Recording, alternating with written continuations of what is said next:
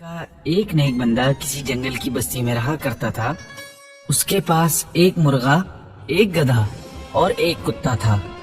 مرغا صبح کی نماز کے لیے جگاتا، گدھے پر وہ پانی اور دیگر چیزیں لاد کر لاتا اور کتا اس کے مکان و سامان کی رکھوالی کرتا۔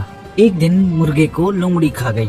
گھر کے افراد اس نقصان پر پریشان ہوئے، مگر اس نیک شخص نے صبر کیا اور کہا اللہ جو کرتا ہے بہتر کرتا ہے۔ ہوا یوں چند دن بعد ایک بھیڑیے نے گدھے کو چیر پھاڑ ڈالا۔ اہل خانہ غمگین ہوئے، لیکن اس شخص نے یہی کہا اللہ جو کرتا ہے بہتر کرتا ہے۔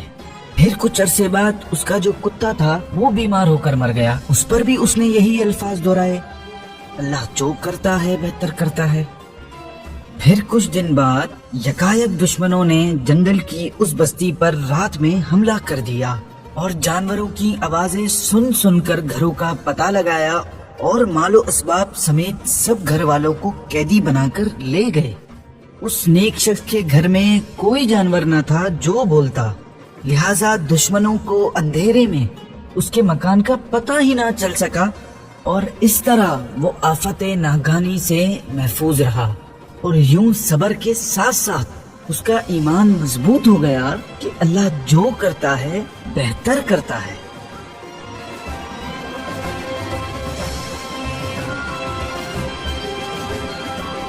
ہمارے چینل کو سبسکرائب کرنا مت بھولیے گا۔ شکریہ۔